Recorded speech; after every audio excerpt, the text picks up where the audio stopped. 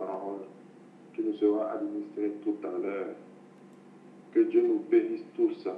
Amen.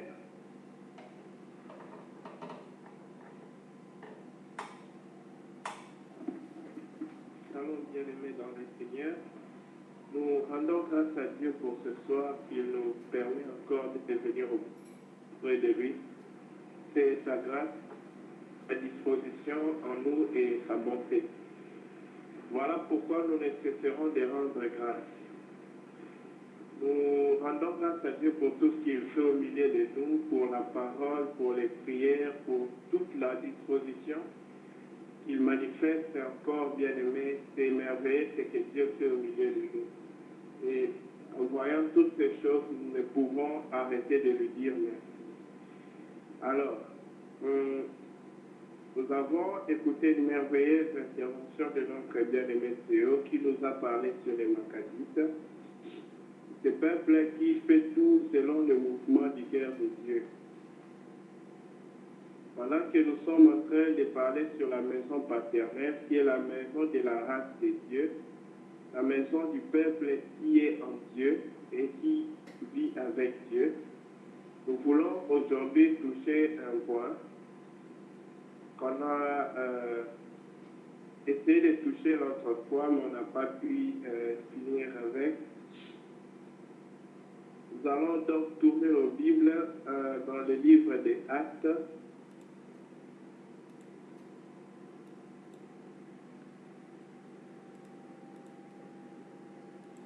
Actes chapitre 17, le verset 26 à 29. Si un bien-aimé a trouvé, il peut nous aider dans la lecture.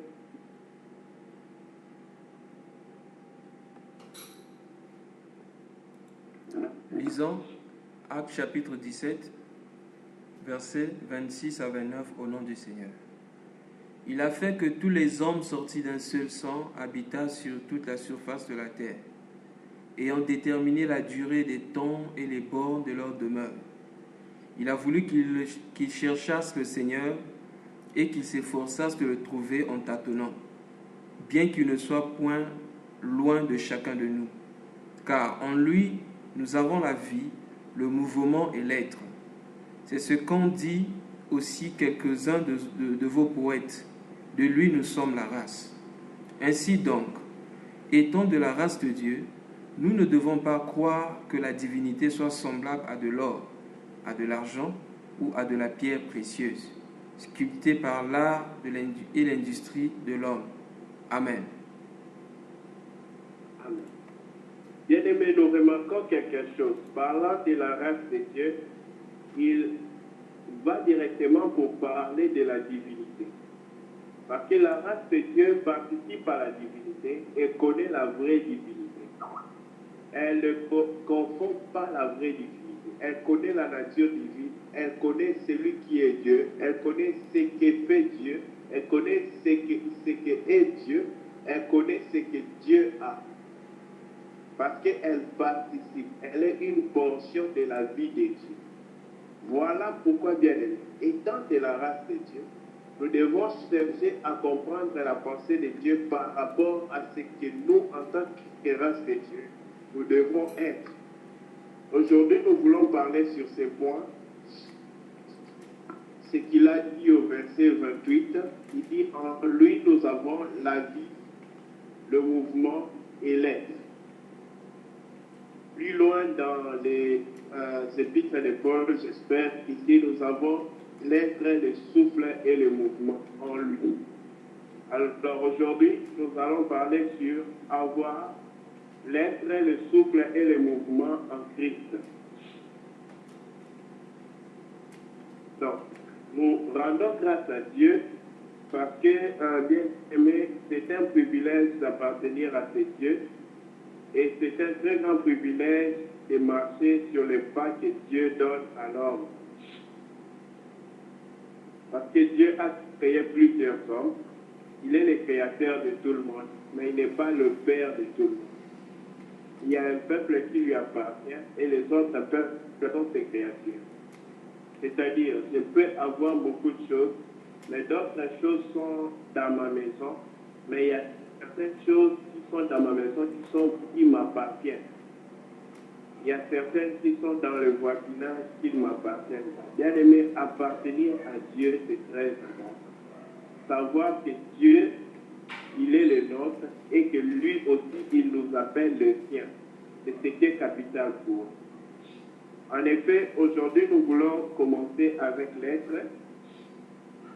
Lorsque nous avions parlé sur la Nouvelle Jérusalem, il y a quelque chose que nous avons dit de très capital. En effet, bien aimé, parlant de l'être, avoir l'être, notre être caché en Christ, bien aimé, c'est très capital. Parce que l'être parle de l'identité. C'est l'essence d'un humain. C'est qu'il est en réalité au-dedans. C'est qu'il est qui ne peut pas être changé. Voilà pourquoi, bien aimé dans le Seigneur, il nous convient de chercher d'abord à être en Christ.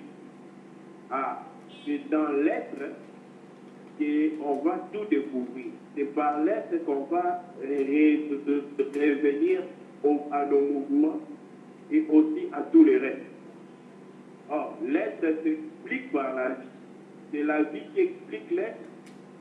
Mais bien aimé, l'identité d'un bébé commence déjà dans ce qu'il est dans les seins de sa mère. Avant même qu'il puisse devenir une vie devant les hommes, il est d'abord dans les seins de sa mère.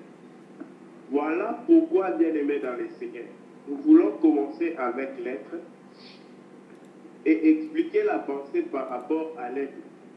Or, quand nous parlons de l'être, avoir l'être en Christ, donc être en Christ, ça nous parle de notre identité intérieure.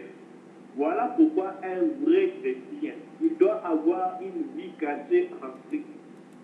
C'est ça l'être, bien. Une vie cachée en Christ. Bien, pensons un peu à une vie cachée. C'est-à-dire, quand les hommes regardent cet homme, ils ne voient pas cet homme, mais ils voient Christ parce que cet homme n'est pas visible, mais il est en mode caché. C'est-à-dire, quand on le regarde, on ne le voit pas, mais on voit Christ. Pourquoi? Pas parce qu'on l'a fait des bonnes choses, mais parce que lui, il ne vit pas, mais Christ est son identité. Tout ce qu'il fait indique ce que Christ a fait. Il est l'unité de la même personne de Christ. Bien aimé dans le Seigneur, c'est ça l'appel de Dieu pour la vie de tout un chacun de nous. Les chrétiens marchant dans ce monde et vivent extérieurement par les hommes. C'est bien d'avoir même une bonne conduite devant les hommes. Mais bien aimé, ce qui est vraiment capital,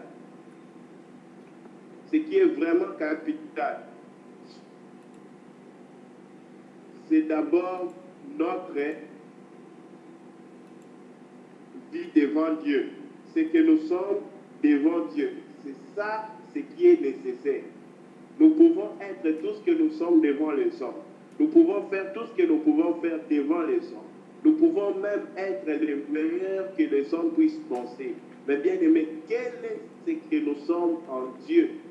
Quelle est notre réalité devant Dieu? Quelle est notre réalité en Dieu? Or, Dieu, il est où? Il est dans les secrets.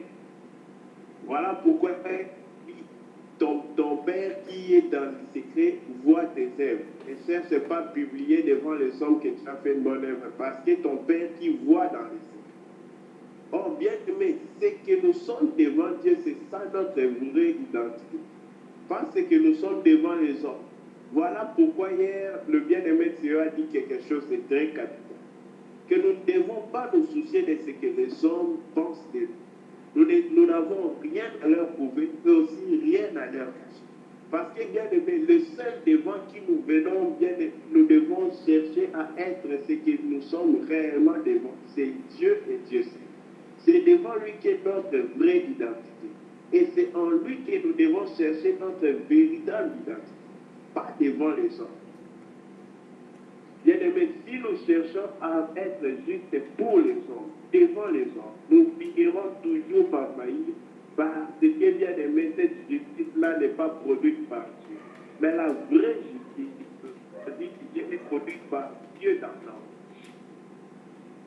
Voilà pourquoi il nous convient premièrement de saisir la pensée de Dieu dans l'être. Donc nous devons avoir notre identité dans Christ, au-dedans de Christ. Et ayant cette identité-là, bien aimé, c'est là que nous serons réellement des vrais chrétiens. Comment? Parce que notre être doit être positionné par rapport à Christ. C'est en Christ que nous devons être positionnés. Alors, tantôt j'étais en train de dire par rapport à l'Apocalypse. Alors, revenons à ce qu'on nous a parlé par rapport, l'autre fois, par rapport à la Nouvelle Jérusalem. Apocalypse, chapitre 21, verset 16. Je lis rapidement. La ville avait la forme d'un carré et sa longueur était égale à sa largeur. Il mesura la ville avec les roseaux. Il trouva 12 000 stades. La longueur, la largeur et la hauteur en étaient égales. Avant, il parle de la longueur et de la largeur. Ensuite, il parle aussi de la hauteur. En d'autres termes, de celui qui regarde la ville d'en haut, la hauteur là, c'est ça la profondeur. Or, bien aimé dans les Seigneurs, un chrétien ne doit pas seulement avoir une longueur et une largeur. Pourquoi? Parce qu'il est de la Nouvelle Jérusalem et tout homme qui sort d'une cité, il s'identifie par cette cité. C'est-à-dire, il y a des fois où, vous voyez, on appelle quelqu'un, ah, non, toi tu es vraiment un vrai Quinois. Pourquoi? Son langage, son attitude, ses actions, on détecte ça, c'est un vrai Quinois.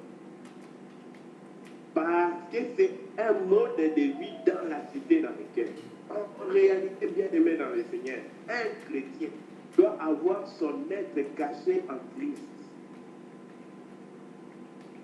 Voilà pourquoi les hommes peuvent premièrement voir les deux dimensions distinguées avant, la longueur et la largeur, c'est-à-dire une surface plate. Les hommes ne peuvent pas te regarder en profondeur. Les hommes ne peuvent pas voir ce qui est caché. Même toi, quand tu regardes un cube, tu ne peux pas voir ce qui est caché au-dedans. Mais tu vois une surface. Bien aimé, c'est aussi ainsi que les hommes regardent les hommes. En conclusion, en tant qu'homme, évite de juger l'autre parce que tu ne connais pas sa profondeur par rapport à Dieu. Peut-être qu'il n'a pas de profondeur, c'est qu'il n'est jamais en contact avec Dieu, ou il a une profondeur. Alors, comme tu ne connais, tu ne vois pas l'esprit, la communion entre cet homme et Dieu, calme-toi, ne le juge pas. Alors, autre chose, c'est que nous devons nous examiner que nous, parce que nous sommes dans la Nouvelle Jérusalem, bien aimé, nous devons avoir une véritable profondeur en Christ.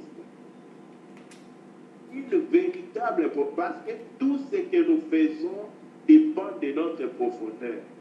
Tout ce que nous sommes, que les hommes voient sur la terre, dépend de notre communion avec Dieu. Bien aimé, aujourd'hui, la triste des choses, nous surtout qui prêchons, nous prenons trop de temps à penser à ce que nous devons dire aux autres. Au lieu de prendre plus de temps à passer auprès de Dieu, vous allez voir qu'Élisée, bien, il ne pouvait même pas sortir pour aller. Même si c'était important, c'était quelqu'un qui est venu chercher voir la main de Dieu. Il n'avait même pas de quoi sortir, parce que la part d'Élisée, c'était Dieu. Oh bien-aimé, souvenons-nous de ce que Moïse a dit aux Lévites. Il a dit, les Lévites auront pour part l'Éternel. Quand on a découpé les terrains, bien aimé, on n'a pas donné aux Lévites un espace terrestre. Pourquoi? Parce que l'Éternel est leur héritage. Bien aimé, un enfant de Dieu, virgule, un homme de Dieu à plus forte raison, doit d'abord passer du temps avec Dieu. C'est Dieu qui doit être sa première communion, avant toute autre chose. Si Dieu n'est pas sa première communion, bien aimé, il ne peut pas communier avec les gens. Oh bien-aimé, combien c'est important d'avoir une vie cachée avec Christ. Et où est Christ? Il nous a dit que le Père, il est dans les secrets. Voilà pourquoi, bien-aimé, les gens ne cessent de regarder la vie de Jésus-Christ. Les gens veulent voir manifester la puissance qu'il y avait en Jésus-Christ, mais ils ne veulent pas être enracinés, avoir une profondeur en Christ. C'est ce qui est capital, bien. Être profondément enraciné en lui. Quand tu es profondément enraciné en Christ, tu as une intimité cachée. Bien aimé, quand on regarde un arbre, on ne voit pas sa racine. Mais c'est sa racine qui est l'explication de tout son être, de tout son avoir et de tout son être. Le produit qui fait porter les fruits, c'est la racine. C'est lui qui fait que l'arbre soit tel qu'il est. Bien aimé, c'est la racine. C'est lui qui fait que l'arbre porte des fruits, c'est la racine. Oh, heureux l'homme qui est suffisamment enraciné en Christ. Parce que celui-là, bien aimé, ne doit plus chercher s'il peut porter du. Celui-là ne doit plus chercher s'il a l'identité de Christ. Ah, parce qu'il est enraciné dans Christ, l'identité de Christ est automatique. Et cette identité-là, ce n'est pas l'homme qui la donne. C'est Christ lui-même dans l'homme qui les manifeste. Et c'est Christ qui l'atteste. Et c'est Christ qui confirme à cet homme par son esprit que l'homme a cette identité. Voilà pourquoi il dit que l'esprit lui-même rend témoignage à notre esprit, que nous sommes des dieux. Bien aimé, comment il rend témoignage?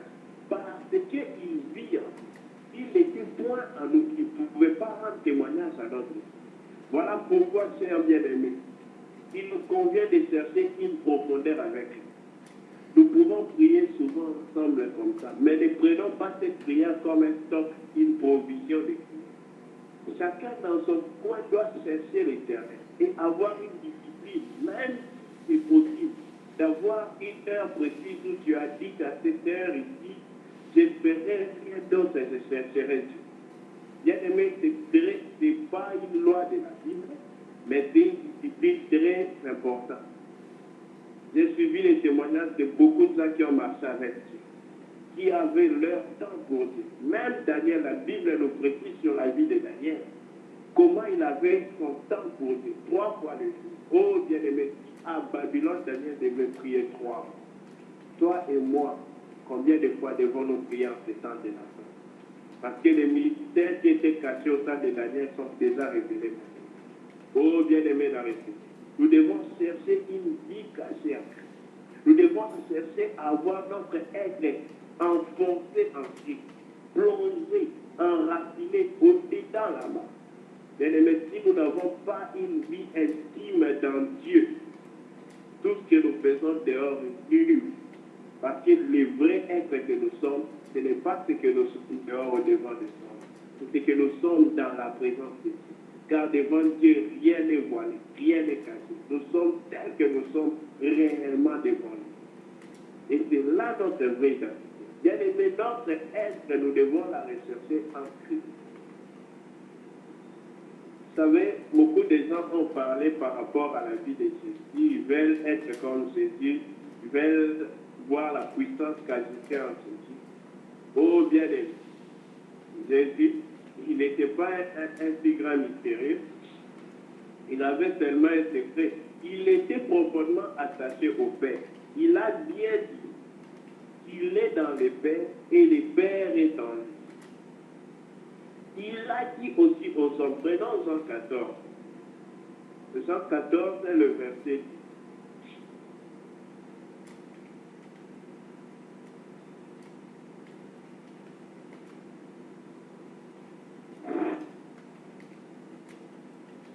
D'accord, je vais lire Jean 14, verset 10. La Bible dit ceci. Ne crois-tu pas que je suis dans le Père et que le Père est en moi? Les paroles que je vous dis, je ne les dis pas de moi-même. Et le Père qui demeure en moi,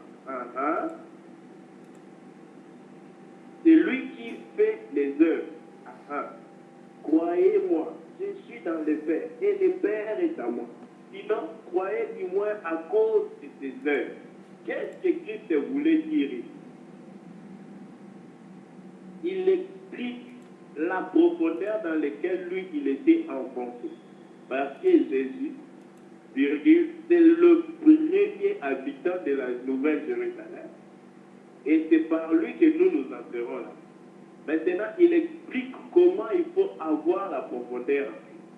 C'est-à-dire avoir le Père au-dedans de lui. C'est le Père qui doit maintenant, étant au-dedans, bien aimé, générer les paroles que nous devons dire et aussi accomplir ces paroles. Voilà pourquoi il va dire. Les paroles que je vous dis, je ne les dis pas de moi-même.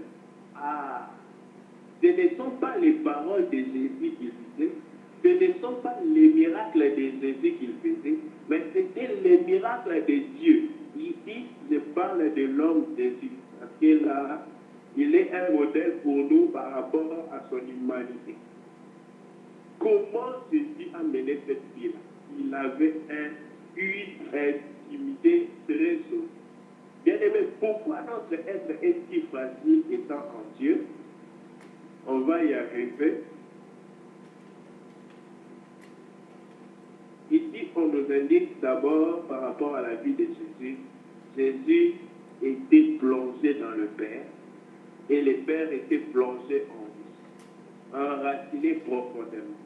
C'est ainsi que de la racine, il portait tous les fruits qu'on a vus et il était toujours verdoyant parce qu'il était planté près du courant d'eau. Et son attachement à la source de vie était grand. Or, la Bible nous parle de Dieu le Père, la source de vie. Le Père est la source, mais celui qui est enraciné dans le Père trouve la vie. Voilà pourquoi nous devons chercher à rester attachés à la source de vie. Oh, bien-aimés dans le Seigneur, la vie chrétienne n'est même pas quelque chose de facile. Elle n'est jamais difficile.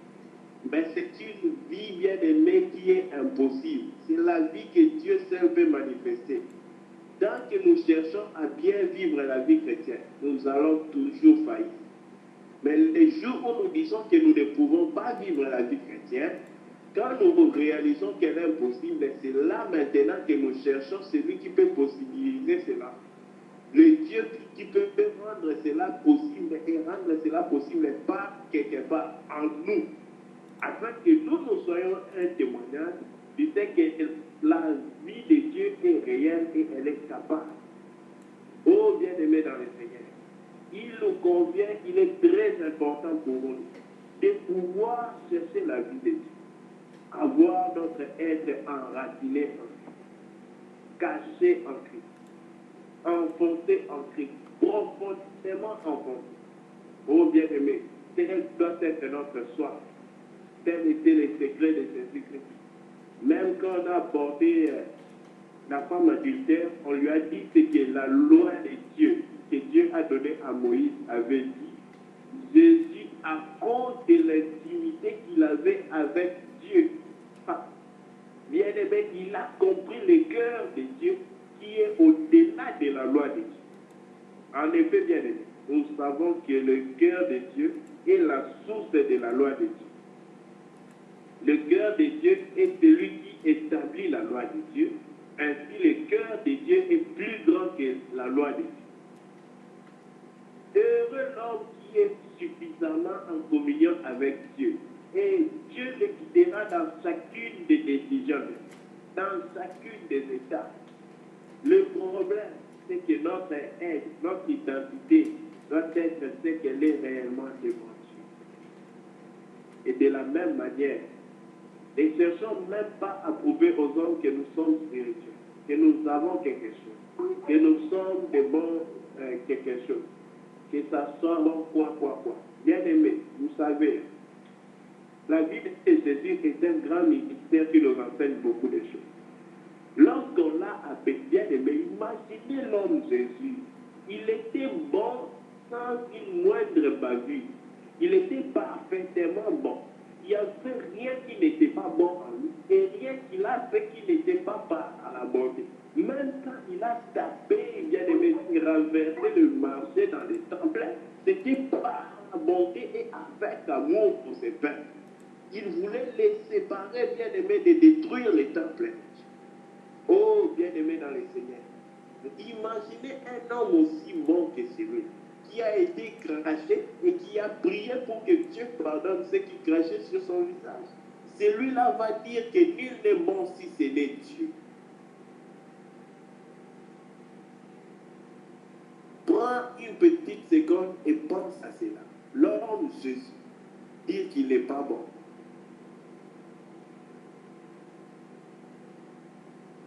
Bien-aimé, c'est merveilleux ce que Dieu fait. En réalité, il voulait nous amener à comprendre une chose. Bien-aimé, que nous ne sommes en aucun cas bons. Le bon, c'est Dieu. Ainsi comme c'est Dieu qui est bon. Disparaissons de tout ce que nous sommes. Appuyons-nous sur Dieu pour être bon. Appuyons-nous sur Dieu pour être bon. C'est lui le seul bon et c'est par lui que nous pouvons comprendre d'abord la bonté et ensuite c'est par lui que nous pouvons devenir bons. C'est lui la racine de la bonté. C'est lui qui fait germer la bonté. C'est lui qui fait crier la bonté comme ça, même aux yeux de tous les hommes. Mais d'abord, une bonté qui crie au devant de Dieu. Car bien aimé, si ce que nous sommes ne crie pas devant Dieu, elle crie devant les hommes. C'est en vain que cela crie. Voilà pourquoi ne cherchons même pas un peu à être quelqu'un que les gens à chercher à attirer. Je ne dis pas qu'on doit mal se comporter, on doit marcher de la manière digne des chrétiens, mais avec aucune préoccupation de chercher à montrer combien nous sommes bons aux hommes. Nous faisons ce que la Bible nous dit en tant que bonté, nous pratiquons la bonté, mais pas pour chercher à prouver aux hommes que nous sommes bons, mais parce que cela est notre nature. Pas pour crier sur les toits que nous sommes bons parce que nous avons fait A ou B, mais pour dire que nous sommes de la nature du bon. Nous ne pouvons pas vivre sans le bon. Nous ne pouvons pas manquer de pratiquer ce qui est bon parce que c'est notre vie. C'est notre nature. C'est notre respiration de faire le bien. Nous respirons faire le bien. Bien aimé, c'est ça la vie d'un chrétien. Et quand notre être est caché en Christ, cela devient une vie. Comment Christ était enraciné dans le Père? C'était d'abord dans la totale dépendance de son cœur. Et ensuite, le Seigneur Jésus avait un secret. Il s'était dépouillé bien. Ce que j'aimerais qu'on dise un peu. Prenons Philippiens 2:8.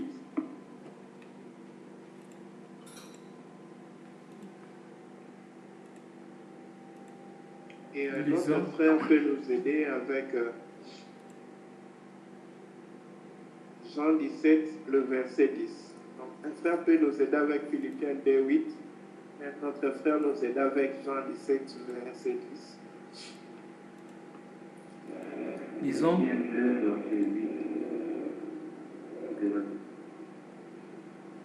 Philippiens 2, verset 8, c'est écrit, il s'est humilié lui-même, se rendant obéissant jusqu'à la mort, même jusqu'à la mort de la croix.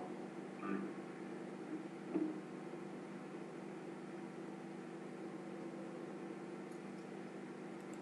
Oui, Jean 17. Oui, allez-y. Et de tout ce qui est à moi, est à toi. Et ce qui est à toi est à moi. Et je suis glorifié en eux. Amen. Amen. Bien, mais suivons bien ici. Il dit, il s'est dépouillé. Il s'est dépouillé. Qu'est-ce qu'on veut dire qu'il s'est dépouillé? De quoi Jésus s'était-il dépouillé? Il s'est dépouillé de son être. Il s'est dépouillé de son avoir. Il s'est dépouillé du moi. Ah, voilà le premier de qui on s'est dépouillé. La volonté interne en nous qui dit non à la volonté de Dieu. Ces géants qui habitent dans tous les ordres, tous ceux de la race d'Adam. Oh bien-aimé, c'est de lui que nous devons nous dépouiller. Jésus ne s'est pas seulement dépouillé de sa gloire, de sa royauté, de tout, Mais il s'est dépouillé surtout, bien aimé, de son moi, de sa volonté. Il n'est pas parti du ciel sur la terre pour faire sa volonté, pour faire ce que lui désirait, mais il est parti du ciel pour faire ce que Dieu désirait. Regardez ce qu'il y a là. C'était le désir de Dieu qu'il a approprié pour lui. C'est-à-dire, qu'est-ce qui est dans le cœur de Dieu? Qu'est-ce que le cœur de Dieu veut? Moi, je courrai pour faire ce que Dieu désire. Oh bien-aimé, c'est le secret pour lequel la puissance de Dieu l'a accompagné. Les gens disent que Jésus, Dieu a puissamment agi en lui. Paul, Dieu l'a utilisé puissamment. Mais ces gens n'avaient rien, ils n'avaient que Christ. Quelqu'un dit que je m'en vais, on lui dit, mais attention, on peut t'arrêter là-bas, on peut te tuer. Il dit, sa vie n'a pas de prix devant Christ. Oh bien-aimé, quand est-ce que quelqu'un peut avoir ce courage de dire ces choses? Alors, si ces choses sont écrites, c'est que ce qu'il disait, ce n'était pas un sentiment, mais c'était ce qu'il était réellement devant Dieu.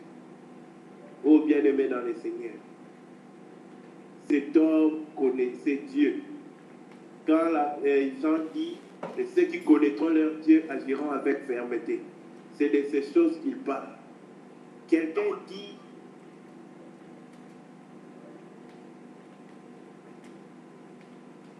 je m'excuse, quelqu'un qui ne peut même pas un peu s'arrêter à cause de Dieu. Quelqu'un que rien ne peut saisir pour la cause de Dieu.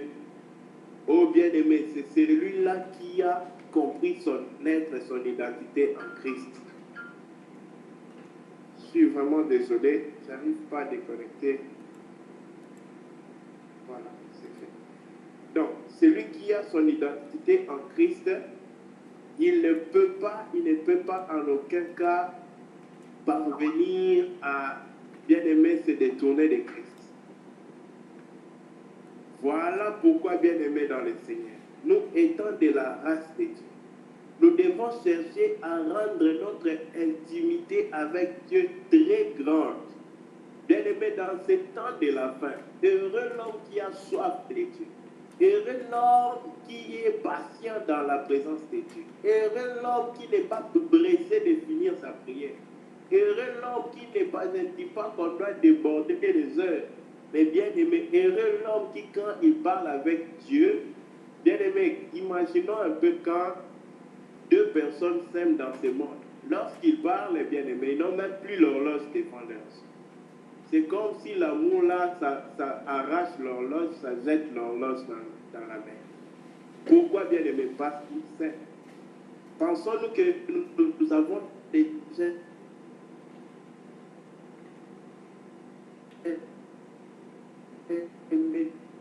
Dieu. Lorsque nous sommes avec lui dans une intimité sur la montre, bien aimé, c'est que nous ne prenons pas plaisir à ce que nous faisons. Je ne nous encourage pas à déborder avec les temps. Mais je dis même dans ta prière individuelle, bien aimé, si tu ne prends pas plaisir à la communion avec Dieu, oh bien aimé, c'est que tes préoccupations là t'ont déjà détourné de Dieu. En effet, ce qui importe pour Dieu, ce n'est pas ce que nous faisons d'abord, c'est ce que nous avons par rapport à lui, bien aimé, la soif de Dieu. Quand il a parlé à l'église d'Éphèse, il a cité beaucoup de bonnes choses. Mais il a dit ce que j'ai contre toi. Tu as perdu ton premier amour. Oh bien-aimé dans le Seigneur. Tu peux faire beaucoup de bonnes choses. Où est ton premier amour pour Dieu? Après avoir fait toutes les bonnes choses, le Seigneur te dira, il me dira, il nous dira,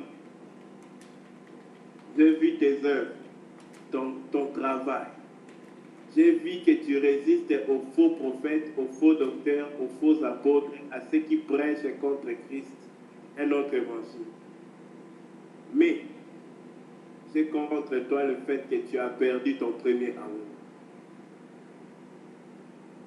Bien-aimé, à cause de la perte du premier amour, le Seigneur Jésus a dit, relève-toi et réponds-toi, sinon j'ôterai.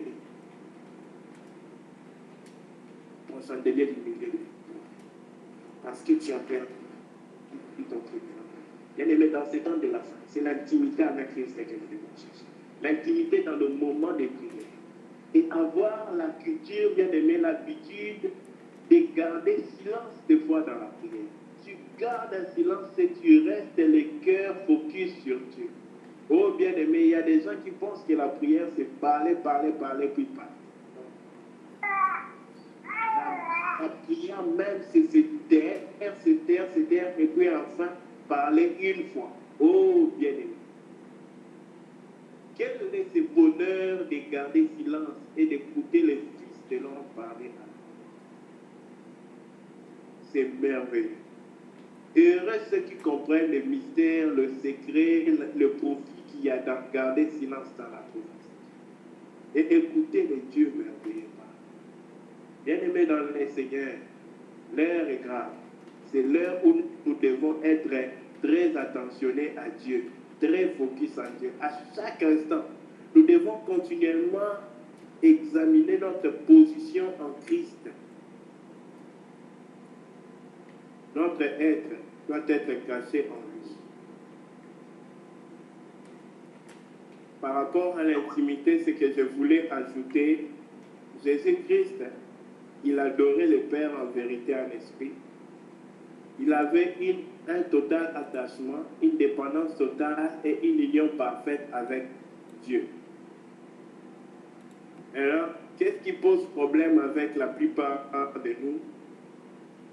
Le secret est dans Ecclésiaste, le chapitre 4, le verset 12. Si un bien-aimé a trouvé, il peut lire.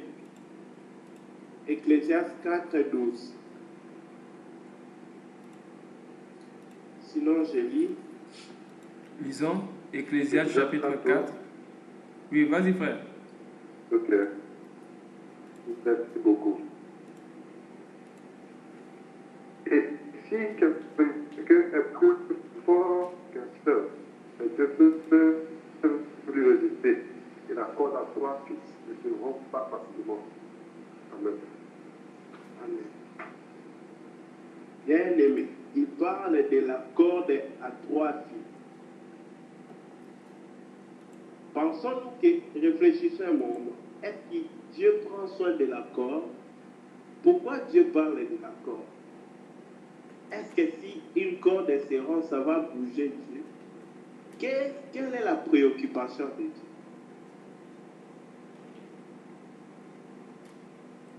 L'un de ceux qui nous ont précédés a dit, qu'est-ce que l'on pour que Dieu y prête si grande attention?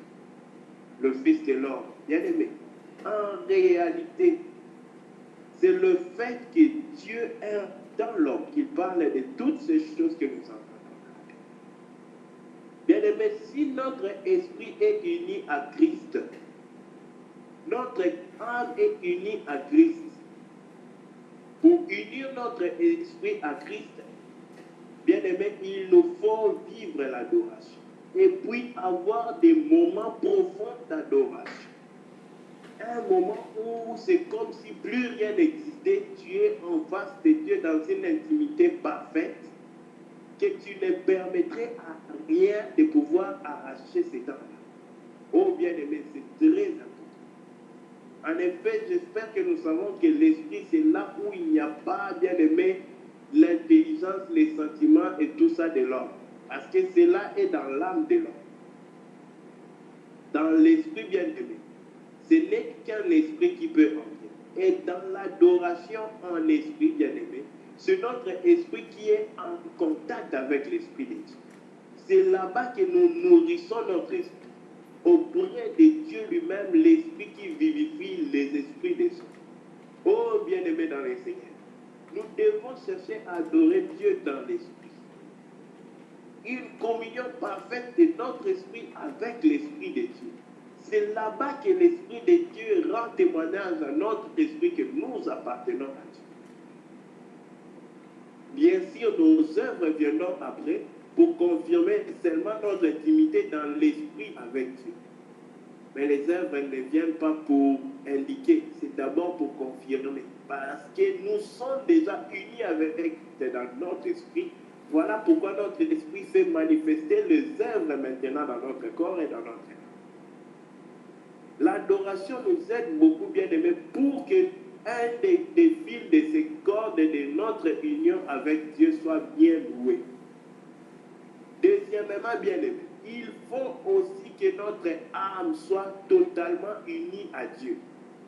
Or, notre âme, c'est là où il y a notre intelligence, notre volonté et nos sentiments. Et là-bas, dans l'âme, bien aimé, c'est la parole de Dieu, la méditation. Je ne dis pas la lecture, la méditation, c'est-à-dire comment nous avons retenu les cours d'histoire, les cours littérature. On a pensé à ça. Il y a même des amis qui me disent, et ils lisent 5 ou 6 fois le même texte, après ils retiennent. Bien aimé, comment David a dit que lui, il sert la parole de Dieu dans son cœur afin qu'il ne pêche contre Dieu? Il rumine la parole de Dieu. Ce que Dieu a dit, il le redit à lui-même. Il réavase ce que Dieu a dit. Il réavase ce que Dieu a dit. En réalité, qu'est-ce qu'il fait? Il permet à la parole de Dieu de ne pas s'arrêter dans sa tête, mais de descendre dans son cœur. C'est ça la méditation. Quand la parole de Dieu n'est plus limitée dans nos têtes, dans notre raisonnement, intelligence. Parce que quand on écoute la parole, elle ne vient pas boum dans nos cœurs. Non, elle vient dans nos têtes, on comprend. Et par la méditation, l'Esprit de Dieu saisit la parole de Dieu dans nos cœurs. Voilà pourquoi il dit, j'écrirai mes lois dans vos cœurs. Oh bien-aimé, quand Dieu maintenant fait cette saisie-là, cette parole-là, de cette parole-là dépendra maintenant notre intelligence. De cette parole dépendra nos émotions. Parce que quand tu es troublé, tu es frustré par quelque chose, cette parole-là va te rappeler que Dieu a dit qu'il a toute autorité sur la terre et dans les cieux. Tu auras la paix dans ton cœur. D'où est venue cette parole-là? Parce que tu l'as déjà écoutée, parce que cette parole est saisie dans ton cœur. Au temps de l'épreuve, cette parole va remonter dans ton cœur et va redonner la paix à tout ton être. Voilà pourquoi, bien aimé dans le Seigneur, il nous faut que les 3 cordes soient nouées correctement. Et notre corps, en effet, nous avons déjà expliqué l'autre fois que nos corps sont les membres de Christ. À cause de cela, bien-aimés dans le Seigneur, il nous convient, bien-aimés, à donner nos corps à Christ. Une bonne partie de l'adoration n'est pas seulement dans l'esprit, n'est pas seulement dans l'âme, mais aussi dans le corps. Quand Dieu dit que nous devons l'adorer en esprit, c'est-à-dire dans notre esprit et par son esprit dans notre esprit, il ne dit pas que nous ne devons pas l'adorer dans notre corps. Parce qu'en effet, offrir nos corps à Dieu comme un sacrifice vivant, agréable et saint, c'est-à-dire comme un holocauste, c'est ça l'adoration dans le corps. Or, quand quelqu'un offre son corps à Dieu, il fait dépendre tout ce qu'il va décider par rapport à ce qu'il a déjà offert à Dieu. Voilà pourquoi ses décisions, ses actions, tout ce qu'il fait avec son corps vont dépendre de ce qu'il a déjà décidé avec Dieu. L'apôtre Paul dit qu'il traite durement son corps afin de ne pas manquer. J'ai beaucoup aimé hier quand le bien-aimé Dieu nous a donné ce verset dans 1 Corinthiens 9. Il traite, il assujettit son corps. Il ne laisse pas son œil regarder ce que son œil veut regarder, mais il donne à son œil de regarder ce que Dieu veut que son œil regarde. Il ne laisse pas sa bouche dire ce que la bouche trouve plaisir de dire, mais il oblige à sa bouche de dire ce que Dieu trouve plaisir dedans. Il ne laisse pas sa main toucher ce qu'il veut toucher, mais il ordonne à sa main de toucher ce qui plaît à Dieu. Bien-aimés, tous nos membres dans le corps ont leur volonté. Ils veulent quelque chose. L'œil aime la convoitise, des choses, des femmes, de toutes ces choses. Mais heureux l'homme bien-aimé qui se s'éloigne de l'amour du monde. Heureux l'homme qui donne à son corps une discipline. Job a dit, j'ai fait un pacte avec mon œil. Oh, bien-aimé, cet homme est merveilleux déjà. Je bénis Dieu pour sa vie. Prenons Job 31. J'aime beaucoup ce verset. Cet homme n'avait jamais lu Matthieu, parce que Matthieu est écrit beaucoup plus tard que ça. Mais d'où est-ce que cet homme pouvait trouver ces versets dans sa vie, frère? Écoutons ce qu'il dit, Job 31, verset 1. J'avais fait un pacte avec mes yeux, et je n'aurais pas arrêté mes regards sur une vierge. Oh bien-aimé, en réalité, quand il parle d'une vierge, il veut parler d'une jeune fille. Parce qu'en Israël, les jeunes filles, c'était des vierges. C'est aujourd'hui qu'il y a des jeunes filles, mais les restes, c'est point d'interrogation.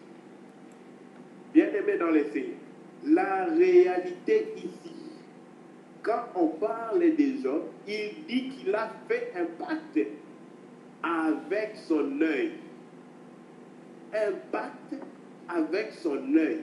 Nous connaissons un pacte. Les gens vont faire des pactes à sang au prix de leur vie avec leur sang. Mais Job, il prend son contrat avec son œil comme un pacte.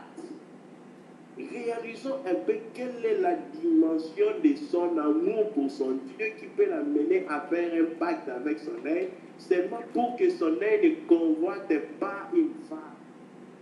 Oh, bien-aimé dans les Seigneurs. Cet homme connaissait Dieu. Cet homme craignait Dieu. Cet homme aimait Dieu. Il n'avait même pas besoin que la Bible soit écrite, parce que ce qu'il dit là n'était pas écrit. Mais où est-ce qu'il a appris ça? Dans l'intimité avec Dieu. Ces versets n'étaient jamais écrits. Mais lui, il a lu ça. Pourquoi? Parce qu'il entrait dans la cour du roi. C'est là-bas que tous les versets sont. C'est pourquoi c'est lui qui est conduit par l'Esprit bien-aimé. Il n'accomplit plus les œuvres, les Écritures selon la loi, mais selon l'Esprit qui a inauguré la loi. Parce que l'Esprit de Christ est bien-aimé. C'est lui le législateur de la loi. C'est lui qui établit la loi. Heureux l'homme bien-aimé qui comprend et qui reste vraiment uni à Christ. Voilà pourquoi, bien-aimé dans les Seigneurs, soupirons et poursuivons après Christ. Nous devons, quand déjà nous avons notre identité cachée en Christ, notre être, c'est alors que maintenant l'être lui-même produit la vie en nous. Parce que quand nous disons que nous avons notre identité en Christ, ce n'est pas notre ADN, c'est l'ADN de Christ qui génère la vie en nous et nous donne le même ADN en nous. C'est-à-dire, la nature divine entre en nous et nous participons, nous vivons maintenant la vie divine. C'est par l'être de Dieu en nous, sa présence en nous, que la vie divine devient une réalité pour nous. Voilà pourquoi la nouvelle naissance, bien aimée, ce n'est pas quelque chose de palpable, on dit, parce qu'on te trempe dans l'eau, tu es né de nouveau. Non. Bien aimé, c'est la pénétration de Dieu qui vient résider dans l'homme qui est la vraie nouvelle naissance. C'est celle-là qui apporte la nouveauté de vie. C'est celle-là qui manifeste une vie nouvelle. Bien aimé, pour avoir le souffle ou la vie en Christ, il faut que Dieu entre au-dedans de toi. Il faut que Dieu vienne vivre cette vie dans toi. C'est lui seul qui a cette vie. En effet, la vie de Dieu, Dieu seul là, et l'homme qui peut l'avoir, c'est qu'il a reçu de Dieu. Parce que hors Dieu, ni Satan, ni les démons, ni aucun ange n'a la vie éternelle. Si un ange vit éternellement, c'est que Dieu lui a donné de prendre part à la vie éternelle. Parce que la vie éternelle, c'est la vie de Dieu. Dieu seul est éternel. C'est lui qui n'a ni début ni fin. Les anges ont été créés, ils ont eu un début et une fin. Voilà pourquoi ils ne sont pas éternels. Oh bien-aimé, quand Dieu peut prendre sa propre vie comme ça, nous en donner pour faire de cela notre partage. Quel est ce privilège que Dieu nous donne? Bien-aimé, notre soif doit être que réellement Dieu est en nous. Si nous avons notre être en lui, notre identité en Christ. Nous sommes identifiés en Christ, pas d'abord dans nos œuvres, mais d'abord dans notre communion, notre intimité, notre vie cachée avec lui. Nous sommes réellement reflétés à lui, nous sommes unis à lui, bien-aimés, dans l'adoration. Notre vie ne sera plus la nôtre. Voilà pourquoi Paul, qui avait expérimenté ces choses, lui-même va dire déjà, ce n'est plus moi qui vis. Où est partie sa vie? Il était vivant, mais comment il dit qu'il ne vit plus? Bien aimé, en effet, il y avait un étranger qui vivait en lui. C'était Jésus-Christ. Et c'est ça qui doit être nos vies, chers frères et sœurs. Quand Christ habite en nous, il manifeste le souffle et il manifeste aussi, bien aimé, le mouvement. Voilà pourquoi, bien aimé, tu ne peux pas dire que Christ habite en toi et le mouvement de Christ, on ne le voit pas. Et la vie de Christ, on ne le voit pas. Non. L'attitude de Christ, on ne le voit pas. Quelle était l'attitude de Christ devant une telle chose? Christ, quand il voyait les hommes pauvres, il avait compassion. Les gens n'ont pas mangé. Il pouvait même demander, quand les apôtres lui ont dit, renvoyez-les. C'était même si on les renvoyait, ils n'allaient pas manger. Qu'est-ce qu'il va dire? Il va dire, ne les renvoyez pas. Donnez-leur vous-même à manger. Pourquoi Christ, bien aimé, s'est soucié, pas de les renvoyer, mais de leur donner à manger? Parce qu'il avait un cœur de compassion. Quelle est notre attitude quand on voit les hommes que Dieu a créés? Quand on voit les pauvres, certains même se disent chrétiens et giflent les mendiants qui viennent les supplier quand ils insistent. Oh bien aimé, l'autre fois, ça m'a beaucoup dit que nous sortions de l'église, j'étais avec des amis, et un mendiant tellement insisté que c'était embêtant. Juste quand je lui ai dit « please go », directement dans mon cœur, ça m'a vraiment achoppé au point que je suis reparti auprès du mendiant pour lui demander pardon et lui donner la vie. C'est ce jour-là que j'ai compris qu'on ne doit pas se jouer d'un mendiant. Les jeunes hommes riches n'avaient pas pris soin du pauvre Lazare. Mais rendez-vous, c'est là-bas.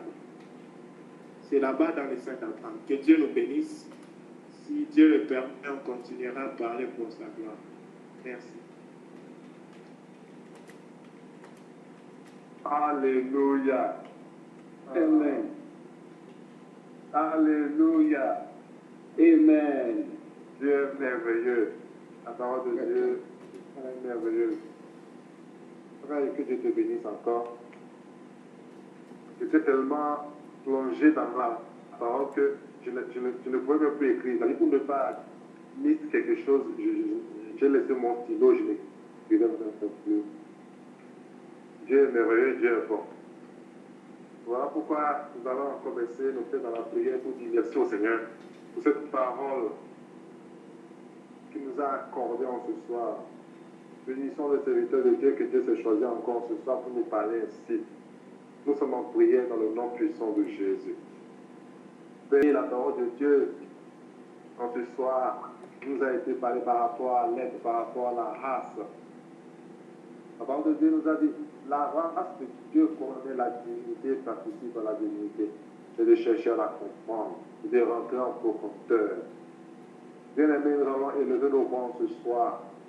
Tant que race de Dieu, étant race de Dieu, nous devons connaître la divinité, participer à la divinité, comment chercher à la comprendre, demander la grâce de Dieu, car ce n'est ni par notre intelligence, comme le Seigneur nous a dit, ce n'est ni par nos œuvres, mais c'est par lui, là, celui qui vient s'installer à nous.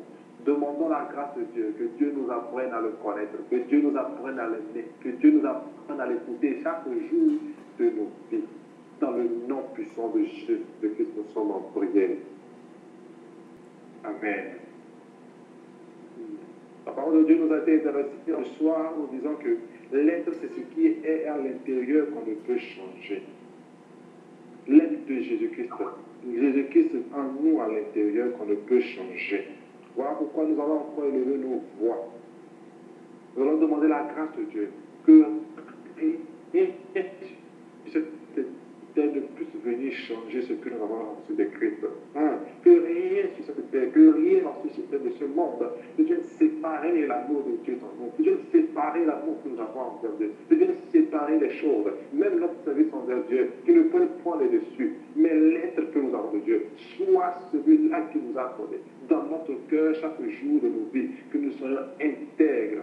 Demandons la grâce de Dieu au nom puissant de Jésus de son prière. Oh éternel Dieu, nous allons encore élever nos voix, nous allons prier. La parole de Dieu nous a été adressée que l'être est une vie cachée en Christ. Frères et sœurs, cachons notre vie en Christ. Ne cachons pas notre vie derrière notre intelligence, derrière notre avoir, derrière quelque chose quelconque, mais notre vie doit être cachée en Christ. Notre être doit être caché en Christ. Où avons-nous caché notre vie? En ce soir, crions à Dieu. Il y a encore des choses en nous dans lesquelles nous cachons notre être. Demandons la grâce de Dieu qui nous pointe du doigt ces choses-là. Que l'Esprit de Dieu qui accorde le discernement, qui nous montre des doigts ces choses-là. Si c'est notre honte, si c'est notre hypocrisie, si c'est notre orgueil, oh, allons devant Dieu, tel que nous sommes. Demandons à l'Esprit de Dieu de nous pointer du doigt encore ces choses-là. Si c'est notre argent, si c'est notre travail, si c'est notre carrière professionnelle, que Dieu pointe encore, que l'Esprit de Dieu nous montre ces choses, que nous nous débarrassions de ces choses-là jamais. Et cachons notre vie tout entière en Jésus-Christ, au nom puissant de Jésus-Christ. Ô éternel Dieu puissant, merci Papa éternel Dieu puissant. Bien-aimés, nous allons encore prier. La parole de Dieu nous a été adressée aujourd'hui. Parlons de notre position. Donc notre position, c'est en Christ. Où est ma position ce soir? Où est ta position ce soir? Où est ta position ce soir? Oui, nous avons écouté beaucoup de mes passages ici qui nous disaient, il y a le royaume de Dieu, il y a le voir et de rentrer. Il y a d'autres qui voient et d'autres qui n'arrivent pas à entrer. Nous devons entrer.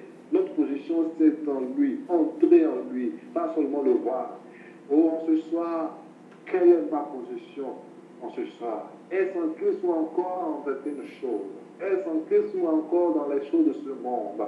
Est-ce en Christ ou c'est encore sur moi, ma personne de moi?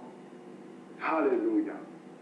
Ne nous bornons pas seulement à voir, mais Dieu nous appelle à entrer. Alléluia. À être. Voilà pourquoi nous allons élever nos voix encore ce soir. Nous allons prier que notre position soit nette, que Dieu nous aide à ce que nous puissions être dans le chemin, dans lui, en lui, au nom puissant de Jésus. Nous sommes en prière. La parole de Dieu nous a été aussi adressée aujourd'hui qu'un chrétien ne doit pas avoir seulement la longueur et la largeur, mais d'avoir la profondeur. La profondeur qui détermine toutes choses. Alléluia. Voilà pourquoi nous allons prier avec notre frère Chiro, par rapport à la profondeur. De ne pas seulement se borner sur la longueur et la largeur, mais le plus sur la profondeur. Au nom puissant de Jésus, nous prions avec notre Chiro. Père Céleste, qui peut nous emmener dans la profondeur si ce n'est toi? La parole déclare que le rideau était déchiré du haut vers le bas. Ô Seigneur, Père, nous te prions, toi qui crées en nous, Seigneur, ce vouloir, non pas seulement le fait de vouloir, mais la capacité de faire. Réanime, Seigneur, en nous cette soif, la soif d'aller en profondeur, la soif de te connaître et de te connaître encore. Père, rends-nous mal à l'aise lorsque, Père, nous ne languissons pas après ces choses, après cette profondeur, après ta présence. Nous pouvons paraître devant les hommes, Père, mais auprès de toi, on ne peut pas paraître parce que tu connais le plus profond de nous. C'est ainsi que, Père, nous voulons être avant de venir auprès des hommes. Papa, nous te prions de nous aider. Nous ne voulons pas être, Seigneur, simplement comme des religieux qui font des choses par tactique. Mais nous voulons que cela vienne de l'esprit et que cela descende dans l'âme et que cela affecte notre corps, de telle sorte que les 3 dimensions de notre être soient plongées en toi, éternel. Car c'est à ça que tu nous as appelés. Ta parole dit que si nous sommes en toi, nous devons marcher en toi et marcher comme toi. Tu as dit, si nous croyons en toi, nous allons faire ce que toi tu as fait.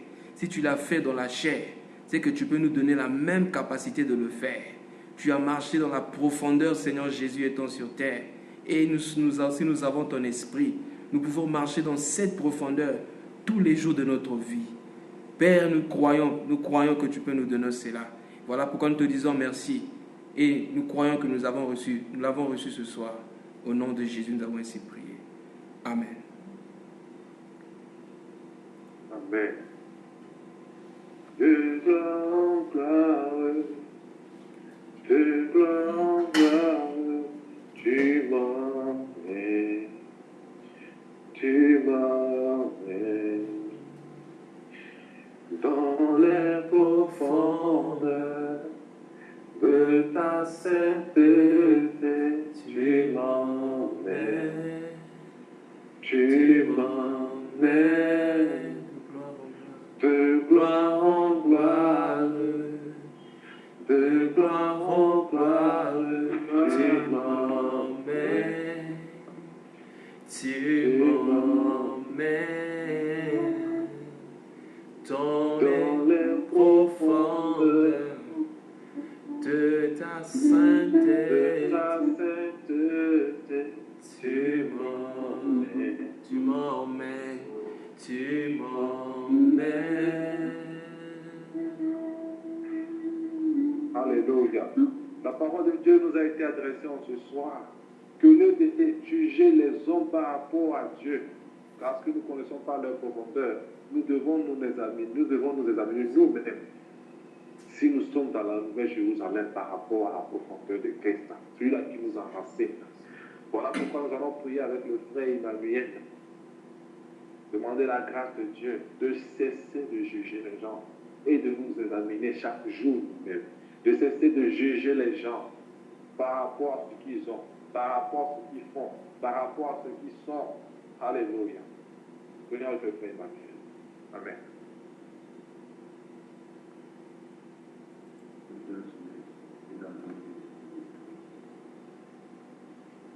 Seigneur, oui, tu es le Seigneur d'Abraham. Tu es le seul juge, Seigneur. Qui sommes-nous, Père éternel, pour juger, Seigneur Dieu? Alors nous sommes tous des créatures, tu es le seul créateur. Père, nous venons ce soir vers toi. Amène-nous, Père, à pouvoir, au lieu de voir la paille qui se trouve dans l'œil de notre prochain, de pouvoir enlever notre faute d'abord, Seigneur. De pouvoir, Père éternel, mon Dieu, mon roi, checker notre vie, Seigneur, mon Dieu, notre roi. De pouvoir encore voir notre position, de pouvoir encore chercher ce qui ne va pas dans notre vie, chercher encore à enlever tout ce qui est ténèbres de notre vie, Père éternel, mon Dieu. Nous ne cherchons pas, Père éternel, à juger, Seigneur, mon Dieu, mon roi. Nous ne cherchons pas, Père, à voir notre prochain, ou à voir le prochain comme ayant des défauts, Père éternel, mon Dieu, mon roi. Et que nous soyons remplis de ton amour, cet amour qui nous fait regarder tout un chacun avec amour sans jugement, Père éternel. Aide-nous, Seigneur, mon Dieu, notre roi. Nous ne pouvons rien par nous-mêmes, Seigneur, mon Dieu, mon roi, car notre chair est faible, Seigneur, mon Dieu. Aide-nous par ton Esprit Saint, Seigneur. Viens nous conduire, Père éternel. Nous t'en supplions, Père. Nous voulons pas juger, Seigneur, car nous ne sommes que des hommes. Nous avons des sentiments, Père, et notre jugement ne sera jamais bon. Mais tu es le seul, Père éternel, qui juge, Seigneur, mon Dieu, mon roi, avec toi, Dieu, avec justice, Seigneur. Viens nous aider à ne point juger, Seigneur. Et encore, nous avons besoin de toi, Père. Au nom de notre Seigneur, en Sauveur Jésus-Christ, nous avons prié. Amen. Amen. Oui, nous avons encore levé nos voix, nous allons prier pour tous les prédicateurs. La parole de Dieu nous a été adressée que ceux qui prêchent prennent beaucoup plus le temps par rapport à ce qu'ils doivent dire aux autres et oublient leur communion avec Dieu. La parole de Dieu nous a été adressée par rapport à l'église d'Éphèse qui faisait tout et ils avaient oublié leur premier amour. La communion, la première communion, c'est avec Dieu. Donc, pourquoi nous avons élevé nos voix pour soutenir tous les prédicateurs. Ce n'est pas facile. demandons la grâce de Dieu dans leur vie, qu'ils ne s'éloignent point de Dieu, que leur communion soit plus forte que jamais, dans le nom puissant de Jésus. Nous prions. Ô éternel Dieu Tout-Puissant, en tes mains, nous recommandons, Seigneur, tous, Seigneur, les prédicateurs. Seigneur, prenne plus de temps, comme ce soir tu nous as dit, à ce qu'ils doivent dire, Seigneur, qu'ils prennent plus de temps, Seigneur, pour œuvrer avec toi. Père, nous prions ce soir, Seigneur, que tu les attires, que tu les attires encore à toi. Que n'oublie point, Seigneur, leur premier amour. Oh, le service, Seigneur, Jésus-Christ se prend plus de l'avantage que la communion avec toi, Éternel Dieu puissant. Père, ce soir, pour voir aux besoins, Seigneur, pour voir aux besoins au nom puissant de Jésus. Père, souviens-toi de tous ces prédicateurs, Éternel Dieu puissant, pour voir aux besoins, Seigneur, que l'Esprit les interpelle pour les ramener, Seigneur, à la communion, que l'Esprit les interpelle pour les ramener, Seigneur, à l'intimité avec toi, Éternel Dieu puissant. Alléluia. Être, Seigneur, profondément enraciné, Seigneur, en toi. Oh, car tu es la véritable profondeur. Et amène-nous aussi, Seigneur, à être enracinés seulement et seulement en toi, au nom puissant de Jésus-Christ. Car tu es la véritable personne, Seigneur Jésus-Christ. Nous te sommes infiniment reconnaissants. Alléluia. Merci, Dieu puissant. Bien-aimés, nous allons lever nos voix. La parole de Dieu nous a été adressée ce soir que nous devons garder silence dans la présence de Dieu. La parole de Dieu nous a dit que ce soir, ce n'est pas comme si Dieu était un marabout, Dieu est une personne qui est là seulement pour accomplir, assouvir nos désirs. Où nous allons parler, et puis après, c'est fini, nous partons pour qu'il puisse agir en chaque terre. Mais le plus, c'est d'écouter. Comme la parole de Dieu nous a été adressée hier, la chose la plus essentielle, c'est d'être au pied de Christ et d'écouter, comme Marie. Écouter. Prenons-nous le temps pour écouter. Gardons-nous silence devant l'Éternel pour écouter. Ou bien ne faisons que parler.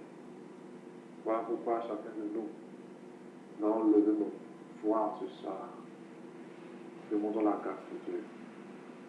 Que le Fils de Dieu nous amène là-bas. Là-bas où on ne parle pas. Là-bas où on se tait pour écouter. Comme Gabriel pouvait dire à Zacharie, je me tiens devant l'Éternel pour écouter. Élevons nos voix encore ce soir. Au nom puissant de Jésus. Alléluia. Frères et sœurs, nous allons continuer par prier. Nous allons faire prier. La parole de Dieu nous a été adressée en ce soir que nous devons nous enraciner, être plantés au bord du fleuve de vie. Et nous devons, c'est-à-dire nous ne devons point prendre appui sur les hommes. Parce que nous ne pouvons rien aux hommes. Ce n'est pas au temps que nous devons prouver quelque chose. Mais être enraciné. Car c'est de la racine, des racines que vient la vie, qui vont porter du fruit. Voilà pourquoi nous avons élevé nos voix ce soir. Que Dieu nous amène à ne pas prouver rien aux hommes. Ni par notre intelligence, par notre façon de parler, dans nos études, par notre carrière, en toutes choses. C'est la grâce de Dieu. Nous ne pouvons rien aux hommes, ce n'est pas une concurrence, ce n'est pas une course. Mais la véritable chose, c'est d'être enraciné au bord du fleuve de vie, de nous appuyer sur Christ, d'avoir l'intimité avec Christ. Au nom puissant de Jésus, nous sommes en prière. Amen. Bien-aimés, si vous avez un sujet de prière, merci d'apporter pour qu'en unisson nous pouvons élever nos voix vers le Seigneur Jésus. J'aimerais que nous puissions prier pour une sœur qui s'appelle Catherine, qui est au Kenya et Zajou. Si bien-aimé Zajou, merci de nous édifier encore par Zajou. Le frère frère Vincent une petite question hors prière. Votre question, s'il vous plaît, frère Vincent. Merci. Bon, en fait, je voulais juste savoir comment faire pour enregistrer les communications telles que nous sommes en train de faire la prière comme ça. Carmen. Oui, shalom. En fait, j'ai une question par rapport à la joie qu'on reçoit quand on va à l'église ou pas. Parce que la dernière fois, je parlais avec un ami et il me disait d'aller souvent à l'église parce que je ne vais pas souvent à l'église.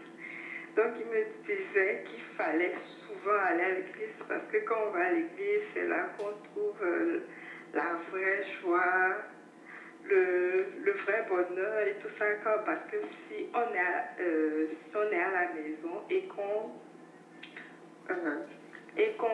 même si on prie à la maison, on médite et tout ça, que c'est pas suffisant.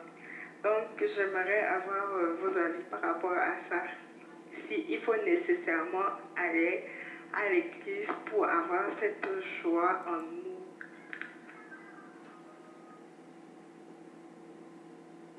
Merci pour la question.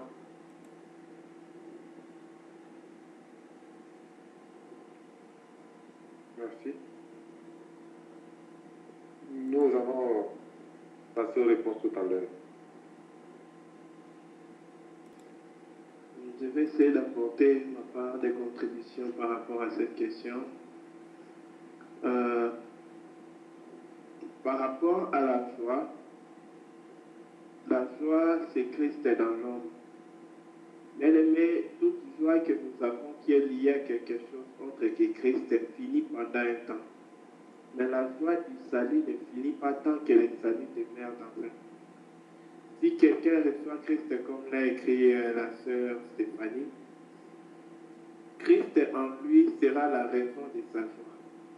C'est-à-dire, même quand les choses ne vont pas bien sur cette terre, nous nous rappelons que nous avons une maison éternelle dans les cieux avec Dieu. Nous trouvons toujours une joie parce que nous savons que là-bas, nous pourrons réellement parvenir à prendre la place avec Dieu et se réjouir en lui. Ensuite, par rapport à aller à l'église, j'aimerais insister sur là-dessus. Bien aimé, la vie chrétienne est construite par plusieurs paramètres. Il y a les enseignements, il y a la prière individuelle, il y a la méditation individuelle, il y a la prière collective et il y a les fellowships. Alors, on ne doit pas aller, quand est-ce qu'on ne doit pas aller à l'église? Lorsqu'on va à l'église et qu'on nous enseigne un enseignement contraire à Christ. Mais en même temps, nous ne devons pas quitter nos assemblées si nous pouvons les aider à revenir à Christ. Parce qu'une seule sœur peut être une grande bénédiction pour toute une église. Nous voyons comment Priscilla et Aquila, pas Aquila et Priscilla, mais Priscilla et Aquila ont ramené, comment on l'appelle, Apollos à la vérité. Donc, même en tant que sœur, tu peux aider un homme de Dieu à revenir à la vérité. Parce que les drames aujourd'hui, c'est quand on se déplace, on arrive quelque part, on se demande si on doit aller aux églises. Parce que les églises, vraiment, c'est pas comme ça. Alors, ce qu'on doit faire, c'est qu'on doit rester connecté à la parole de Dieu, à la prière individuelle, à la prière collective, à l'enseignement des apôtres et des prophètes. Et en même temps, si nous pouvons ne plus qu'aller à l'église pour avoir des frères qui nous encouragent, des sœurs à qui nous partageons ce que Dieu fait dans nos vies, comment Dieu agit dans nos vies, comment Dieu nous enseigne dans les secrets, quand on est seul. C'est important. Parce que la vie chrétienne, personne ne peut courir seul jusqu'à la fin. C'est impossible, quasiment impossible dès le début. Voilà pourquoi nous avons besoin de la communion fraternelle. Mais si la communion fraternelle nous finit pour nous éloigner de Dieu, elle n'est plus la communion fraternelle. Parce que l'essentiel de la communion fraternelle, c'est Christ au milieu des hommes. Alors là où Christ est, il y a la lumière. Si la communion fraternelle est ténèbre, ce n'est plus la communion avec Christ, mais la communion des hommes, avec le Père qui nous ensemble. Merci.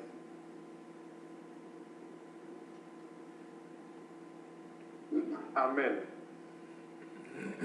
Merci beaucoup pour la réponse, pour l'édification. Je ne sais pas si quelqu'un d'autre a une réponse par rapport à la question de notre sœur Carmen. Oui, shalom bien-aimé. Je voulais donner le passage du livre des Actes des Apôtres, Actes chapitre 2, le verset 42. En tout cas, merci beaucoup bien-aimé Paul pour cette réponse. Je crois qu'elle est très claire. Le frère Paul a bien précisé les choses. Donc je voulais juste donner ce passage pour par rapport à ce que le bien-aimé disait. Dans Actes chapitre 2, le verset 42. Bon, je vais commencer à partir du verset 40 jusqu'au verset 42 pour la compréhension. Voici ce qui est écrit. Et par plusieurs autres paroles, il les conjurait et les exhortait, disant, sauvez-vous de cette génération perverse. Ceux qui acceptèrent la parole, sa parole furent baptisés, et en ce jour-là, le nombre des disciples s'augmenta d'environ 3000 âmes. Il persévérait, voilà le verset, il persévérait dans quoi? Dans l'enseignement des apôtres, dans la communion fraternelle, dans la fraction du pain et dans les prières. Donc voilà ce que nous devons faire après notre salut. Lorsqu'on est sauvé, ce qu'on doit faire, nous devons persévérer dans quoi? Dans l'enseignement, pas dans les enseignements, parce qu'il n'y en a pas plusieurs, mais il y a un seul enseignement. L'enseignement des apôtres, dans la communion fraternelle. On parle de communion bien-aimée quand il y a des hommes physiques. Entre parenthèses, bien-aimé, je voulais dire que l'église, ce n'est pas un bâtiment, mais l'église, ce sont des hommes. C'est lorsque nous formons cet ensemble-là, l'ensemble des personnes physiques. L'église, le corps de Christ est spirituel, mais c'est lorsque nous nous rassemblons comme des pierres vivantes, comme ce que je crois c'est l'apôtre Pierre qui l'a dit dans, je crois que c'est 2 Pierre chapitre 2 verset 3, je vais rapidement chercher le passage. Il dit, comme des pierres vivantes, excusez-moi bien-aimé, 2 Pierre chapitre 3 je crois. Ok, attends, c'est 2 Pierre chapitre 2, où on dit, comme des pierres vivantes, édifiez-vous pour former une maison. Je ne sais pas si c'est 1 Pierre, excusez-moi frères et sœurs.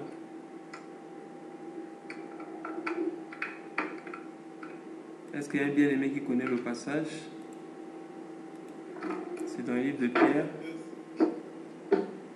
Oui, bien-aimé, c'est 1 Pierre 2, 5. Ok, merci beaucoup. 1 Pierre chapitre 2 verset 5. Ok. Je préfère qu'on commence à partir du verset 4 pour la compréhension. Voici ce que la Bible dit.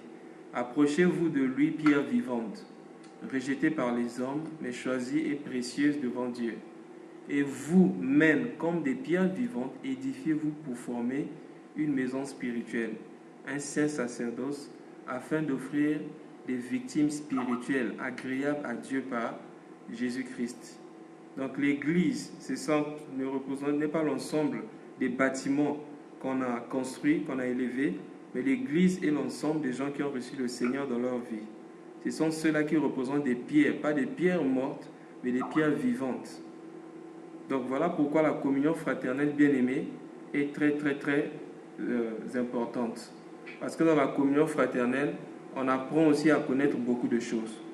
Je donne un exemple. Par rapport à notre vie bien-aimée, par rapport à nos faiblesses, nous pouvons connaître 70% de nos faiblesses.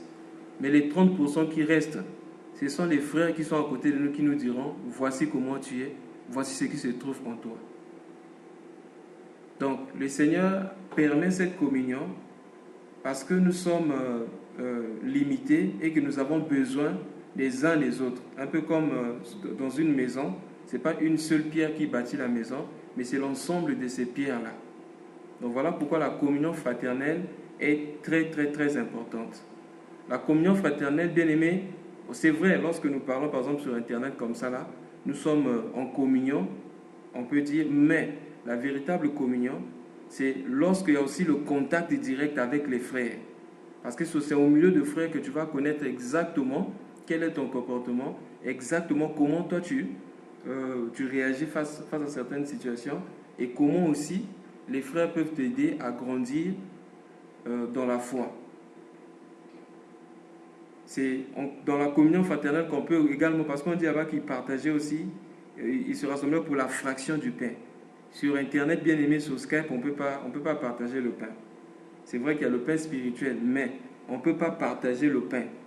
Quand on voit par exemple concernant la Sainte Seine, aujourd'hui, quand on parle de la Sainte Seine, l'Église s'arrête généralement à prendre une petite coupe avec un petit morceau de pain. On dit ça c'est la communion. Non, la communion, quand on parle de communion, il y a échange. Nous voyons par rapport au Seigneur Jésus-Christ, la Bible dit c'est pendant qu'il mangeait, il prit du pain. Donc il y avait un vrai repas. Et après avoir mangé, il a pris la coupe. Et l'apôtre Paul, quand il a parlé de la Sainte Seine dans 1 Corinthiens chapitre 11, il a encore parlé de la communion. Pendant qu'ils étaient en train de manger, la Bible dit, il dit par exemple, lorsque vous vous rassemblez, ce n'est pas pour devenir meilleur, c'est pour devenir pire. Quand certains ont faim, d'autres sont déjà en train de manger. Il dit, ne faites-vous pas honte à ceux qui ont faim. Donc c'était un repas physique, parce que lorsqu'on partage le repas ensemble, bien aimés, il y a beaucoup de choses qui se passent. Les murs sont brisés. Donc voilà pourquoi la communion fraternelle, bien aimée, disons des hommes physiques comme ça, c'est très important. Et également, bien aimé, comme le bien-aimé Paul venait de dire, dans les prières. Bien aimé, la prière d'ensemble, lorsqu'on se retrouve avec les bien-aimés aussi dans le Seigneur, c'est-à-dire que nous nous regroupons sur la terre pour prier, pas simplement sur Skype, mais dans la communion des saints, bien-aimés dans le Seigneur, il y a des choses que nous pouvons recevoir seulement que lorsque nous prions avec les bien-aimés dans l'ensemble. Parce que en nous, le Seigneur a placé peut-être des dons spirituels et on peut profiter des dons des autres. Voilà pourquoi la communion fraternelle est très très très très importante. Mais comme le bien-aimé venait de dire, on se rassemble avec des gens et surtout dans un milieu où il y a la parole de Dieu. Voilà pourquoi là-bas dans Actes chapitre 2, on a commencé par l'enseignement. S'il n'y a pas l'enseignement de Christ, ça veut dire qu'on ne se rassemble pas au nom de Christ. Car la Bible dit, là où deux droits s'assemblent en mon nom. Or la Bible dit, son nom c'est la parole de Dieu. Ça veut dire quoi? S'il n'y a pas la parole de Dieu, il n'y a pas, on ne pourra même pas se rassembler ensemble. Merci bien-aimé. Je veux donner l'occasion aussi aux bien-aimés. Je m'excuse de prendre trop de temps. Amen, gloire à Dieu. Et s'il n'y a pas la parole, si nous nous rassemblons, ce n'est qu'une assemblée. C'est un ONG. Ce n'est pas l'église. C'est juste une assemblée. Hein? Et ce n'est pas une assemblée, c'est juste une association. Et puis on peut donner le nom à cette association. Gloire à Dieu. Je ne sais pas si quelqu'un a une réponse par rapport à la question de la sœur Carmen. Shalom, bien-aimé. Je bénis le Seigneur pour la question de la sœur Carmen. Et je prie que le Seigneur m'aide aussi à pouvoir donner une réponse à la sœur.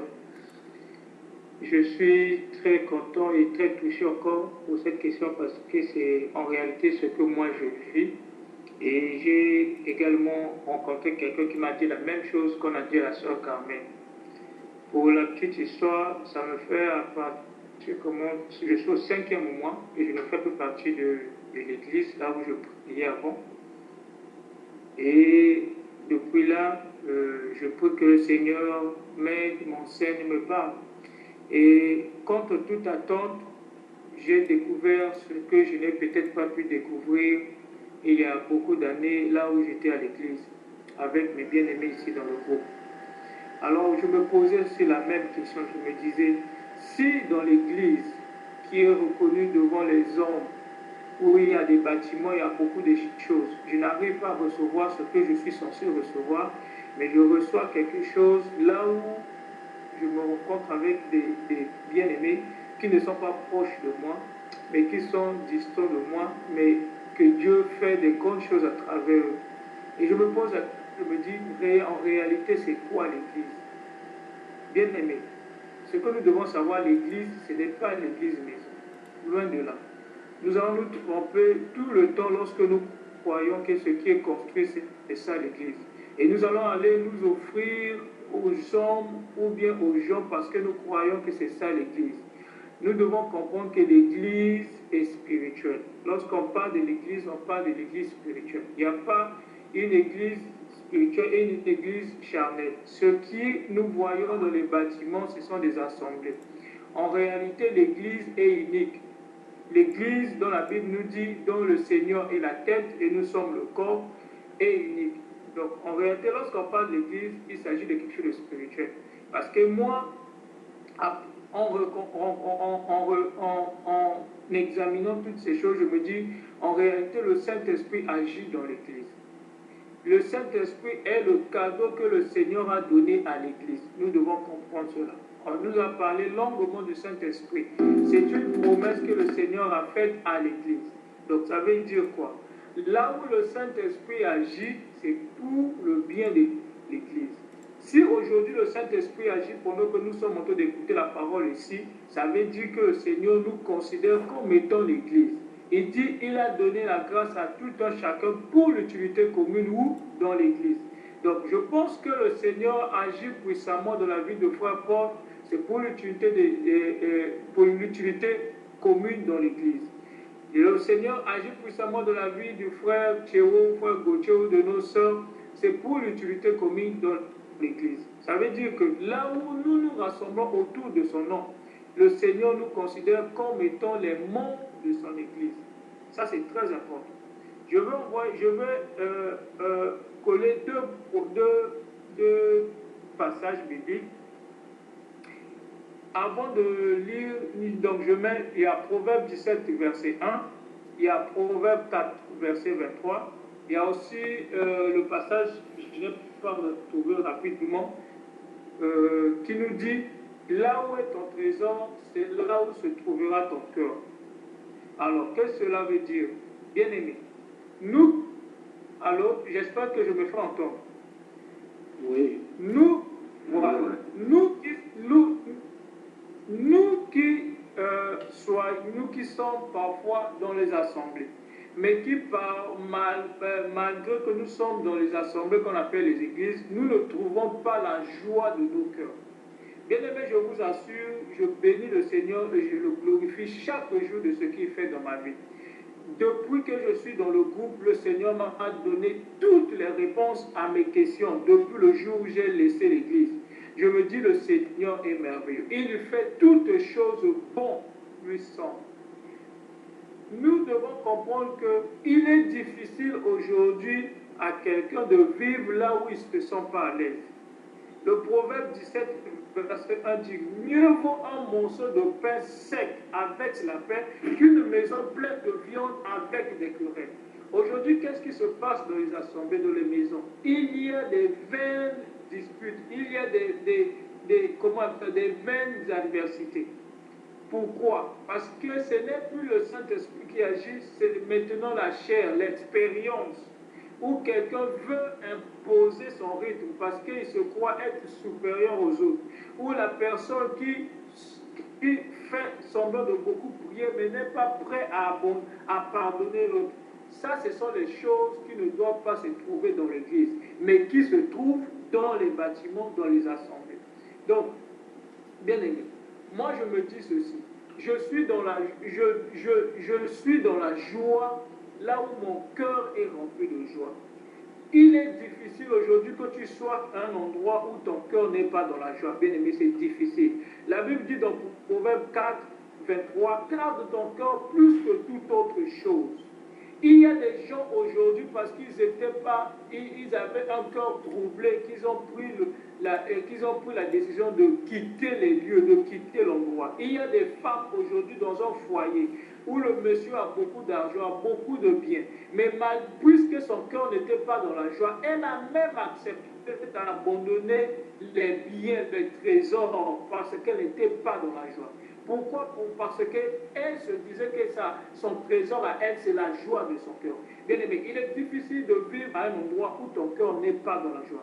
Donc tu ne mettras que ton cœur là où se trouve la joie. La joie que la Bible nous parle, c'est la parole de Dieu. Lorsque tu écoutes la vérité qui est capable de te transformer, lorsque tu es au milieu des gens qui acceptent de s'humilier à cause de la parole de Dieu, qui acceptent le brisement, qui s'effacent devant les situations à cause de la parole. C'est ça la joie. Bien-aimé, tu te retrouves quelque part où on te parle de la vérité, on ne te cache rien. C'est ça la joie. Donc ton cœur ne peut être que là où se trouve ton trésor. Alors, où se trouve ton trésor? Est-ce que ton trésor se trouve dans les églises maisons? Est-ce que ton trésor se trouve au milieu des gens parce que tu veux être avec ces gens, mais qui malgré ça ne fait pas la joie de ton cœur? Ton cœur, la Bible nous dit, se trouvera là où se trouve ton trésor. Je pense que le trésor, c'est dans l'église de Dieu. L'église de Dieu où le Seigneur Jésus-Christ est la tête. L'église de Dieu où le Saint-Esprit agit puissamment. Donc, bien-aimé, un bien-aimé m'a dit, frère, comment tu trouves une église pour que tu ailles communier avec les autres? Je dis, le Seigneur m'a déjà choisi une église. En réalité, ce n'est pas nous qui choisissons, c'est lui qui choisit à notre place. Parce qu'il sait là où il doit nous placer pour notre bien, pour notre éducation, pour notre enseignement. Donc, ma soeur, ce que je vais te dire peut-être comme réponse, c'est de laisser le Seigneur te guider et de laisser le Seigneur remplir ton cœur de joie. Et il sera là où se trouve ta joie, il sera là où se trouve les vrais pâturages. Je ne suis pas contre les églises maisons, mais je suis contre ceux qui cachent la vérité pour leur but principal. Je suis pour ceux qui acceptent de dire la vérité. Je suis pour ceux qui acceptent de s'humilier pour la gloire de Dieu. Je suis pour ceux qui laissent la gloire de Dieu en avant et s'effacent. Donc, si tu te retrouves quelque part où ton cœur est dans la joie, où tu écoutes la parole de Dieu, où la vérité te transforme, je pense que c'est là où ton cœur doit être. Donc, ma soeur, que le Seigneur soit béni, que le Seigneur soit glorifié et que le Seigneur nous soutienne encore, bien-aimés. La parole de Dieu est là pour nous aider. Et pour finir, je donne un exemple. Lorsque aujourd'hui, tu vas passer des congés quelque part, des vacances quelque part, et qu'arrivé là-bas, tu manges de la nourriture que tu n'as jamais mangée, tu auras envie de ne plus repartir à la maison et de rester ce mois-là. Pourquoi? Parce que tu as découvert quelque chose de nouveau. Moi également, c'est ce que je vis. Depuis que je suis venu dans ce groupe, j'ai découvert la nourriture que je n'ai jamais mangée ailleurs. Alors, que dois-je faire? Repartir et laisser cette bonne nourriture? Je ne pense pas. Je m'attacherai à ce que, je laisserai à ce que mon cœur soit à côté de cette joie-là qui me comble chaque jour de ma vie. Donc, pour moi, je trouve l'Église, c'est ce que je suis en train de vivre actuellement avec mes bien-aimés. Que le Seigneur nous bénisse, que le Seigneur soit encore glorifié. Amen. Amen, amen, amen, amen, amen. Que Dieu te bénisse, mon frère. Alléluia. Je ne sais pas si quelqu'un a encore une question ou une réponse. Allô? Oui, allô? Oui, en gros, si j'ai bien compris, la vraie...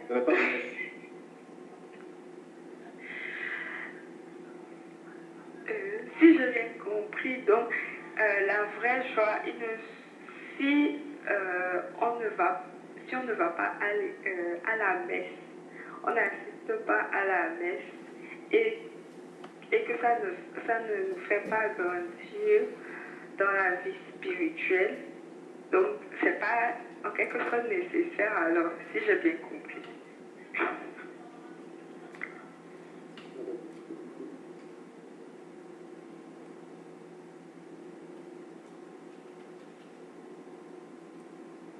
Oui, Shalom Master, oui, en réalité, c'est pour résumer un peu, c'est ça. comme la Bible nous dit, car là où est ton trésor, là aussi sera ton cœur. Et tu as besoin de la nourriture qui doit te faire grandir et qui doit te rapprocher de ton Dieu. Chaque jour, on nous parle de la maison paternelle. Quels sont ceux qui doivent être dans la maison? Quels sont ceux qui doivent être identifiés à Christ? Donc en réalité, Dieu envoie sa parole pour nous changer. Souviens-toi de l'enseignement sur le Saint-Esprit. L'œuvre principale du Saint-Esprit, c'est de nous amener à être dans l'identité de Christ. C'est-à-dire avoir une profondeur, pas la longueur, la largeur, je dis physiquement, mais que notre profondeur soit réellement Christ. Et c'est à ce moment-là que nous produirons des fruits de la repentance. Donc, si la parole de Dieu ne te transforme pas pour être modèle à Christ, je ne vois pas pourquoi tu continueras à écouter cette parole vaine, ou cette parole qui ne va pas te changer, ou cette parole qui ne va pas te faire grandir. Donc, ce qui est important, c'est que ton cœur soit là où se trouve ton trésor. Le Saint-Esprit, avec l'aide du Saint-Esprit, il t'aidera à découvrir. Car la Bible déclare, mes brebis connaissent ma voix. Ça veut dire que lorsque ce n'est pas la voix du berger, tu ne peux pas suivre cette voix. Mes brebis connaissent ma voix. Donc là où est la parole de Dieu, ton cœur tressaillera face à la parole de Dieu. Et ta vie va être transformée face à la vérité. Là où est prêchée la vérité, ta vie aussi va prendre un cours différent par rapport à là où la vérité n'est pas prêchée. Voilà pourquoi il y a certaines personnes qui sont dans les assemblées, mais qui sont restées telles, qui n'ont jamais changé, qui n'évoluent pas. Même s'ils peuvent changer, mais qui n'évoluent pas dans la vie chrétienne. Donc là où se trouve la parole, la personne doit être transformée. On ne peut pas aujourd'hui rencontrer Christ et rester le même. Nous savons que Christ est la parole. Tu ne peux pas être en contact de la parole et rester le même. Donc si tu es resté le même, c'est que ce n'est pas la parole. Que ton cœur, que ton Dieu t'aide et te conduise, comme lui il est le vrai berger, te conduise là où se trouvent les verts pâturages. Donc ma soeur, c'est ça ce que j'allais ajouter. Amen.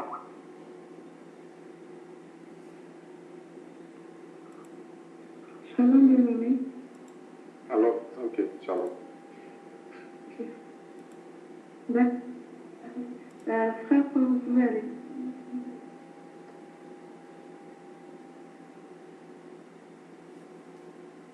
Non, c'est bon. Vous pouvez parler. Après, je vais terminer. Il y a une fois qui voulait parler en fait. Oui, parlez. Après, je vais terminer. Je vais parler en dernière position. Ok. J'ai béni Dieu pour ce que notre bien-aimé frère a expérimenté, qu'il nous a mis en partage pour nous édifier. J'aimerais aussi insister sur un point. Bien-aimé, dans tous les temps, dans tous les coins du monde, Dieu a toujours un reste des peuples qui sont attachés à la lumière. C'est pourquoi il a dit, la lumière du chandelier brûlera jusqu'au matin. Alors, si notre préoccupation doit être Seigneur,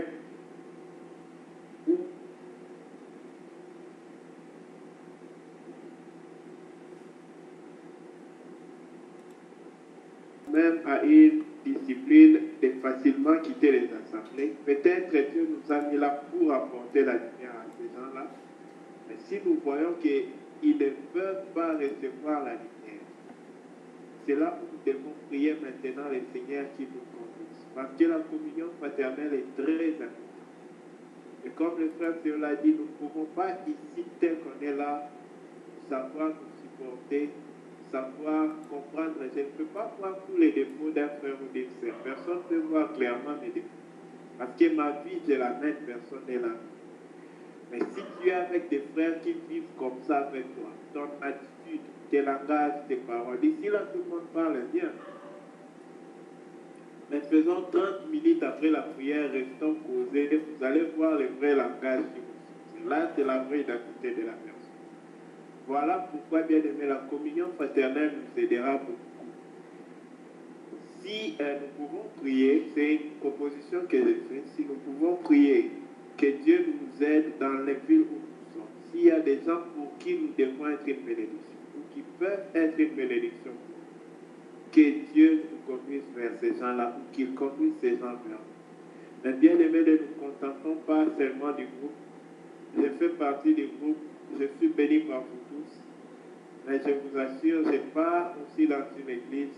J'encourage des frères m'encouragent, ils prient pour moi, je prie pour eux, nous prions ensemble. Chaque samedi comme ça, et dimanche on va qu'il t'appelle. C'est important de toujours construire les autres et d'être construit. Ne négligeons pas ça, s'il vous plaît. Que le Seigneur nous bénisse. Merci beaucoup.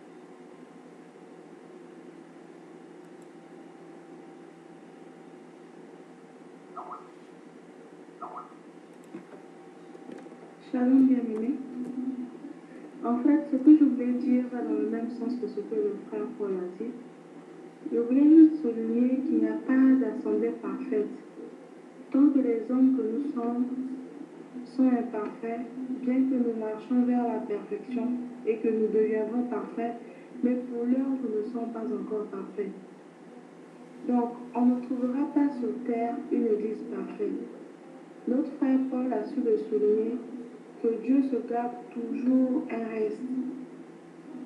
Comme les frères ont dit, le frère Théo, le frère Frédin, le frère Paul, comme ils ont su bien le dire, je crois que le premier critère de choix devait être d'abord la parole. Et si maintenant, là où nous assemblons avec les autres, la parole n'est pas prêchée, à ce moment-là, selon la direction du Saint-Esprit, nous pouvons décider de quitter l'Église, mais sur l'ordre du Seigneur, autant convenable. Parce que notre façon de juger, notre façon de comprendre les choses n'est pas toujours, pas que c'est pas toujours, mais c'est pas la façon du Seigneur de concevoir les choses. Donc nous devons toujours prier le Seigneur de nous conduire, de nous guider, de telle sorte que nous quittions au bon moment et que nous ne quittions pas pour nous perdre encore. Comme je voulais dire, la communion fraternelle nous aiguise. Les frères ont dit, ici on ne peut pas connaître qui nous sommes réellement.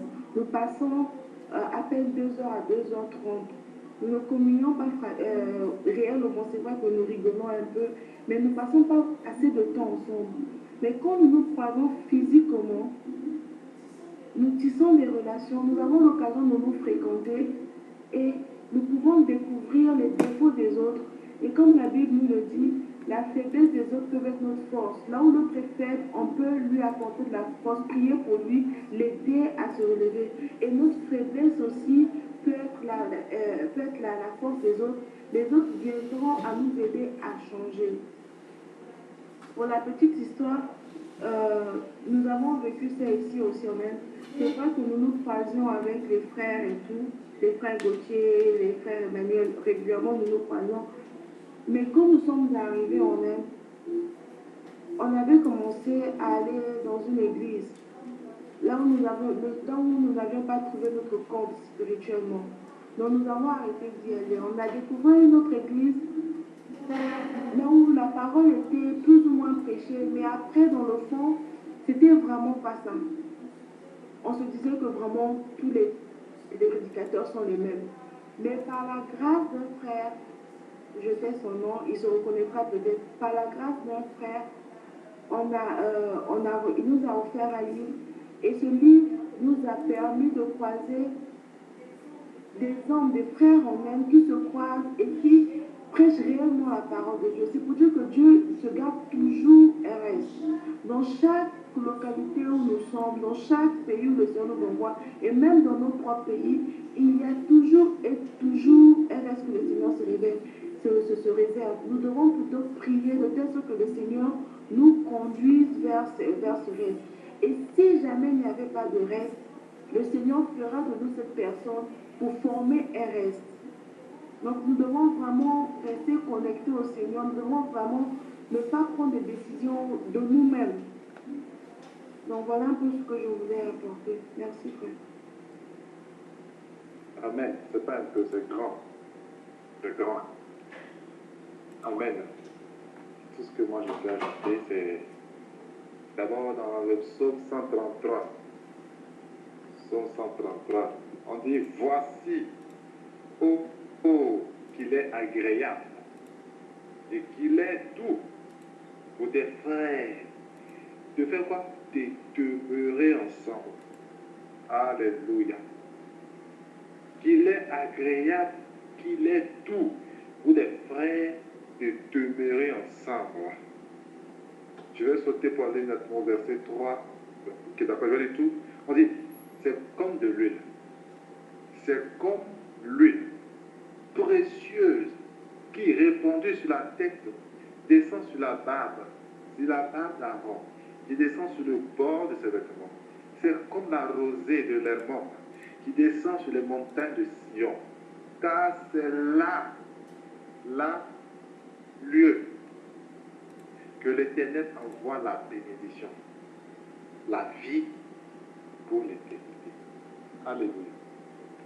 Car c'est là que l'Éternel envoie la bénédiction,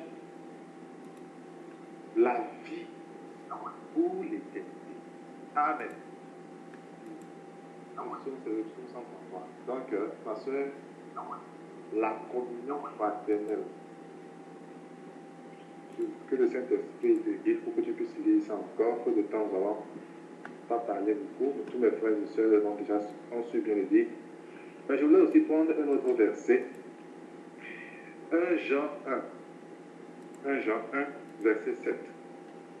1 Jean 1, verset 7 dit: mais si nous marchons dans la lumière, virgule, comme il est lui-même dans la lumière, nous sommes mutuellement en communion. Nous sommes mutuellement en communion. Et maintenant, qu'est-ce qui se passe? Et le sang de Jésus, son Fils, nous purifie de tout péché. Donc, notons d'abord qu'il y a un mouvement d'ensemble. Si nous marchons dans la lumière, donc nous tous, avec nos frères et sœurs, si nous marchons et si nous sommes mutuellement en communion, donc la communion fraternelle survient encore. Il faut marcher ensemble dans la lumière. Il faut être mutuellement en communion. Là maintenant, le sang de Jésus, son Fils, nous purifie de tout péché. Amen. Pas beaucoup parlé là sur ça. Tous mes frères et sœurs ont déjà parlé là sur ça. Voici ce que moi je voudrais apporter. Que le Saint-Esprit te guide, ma soeur. Amen. Je ne sais pas si quelqu'un a une réponse ou une autre question encore.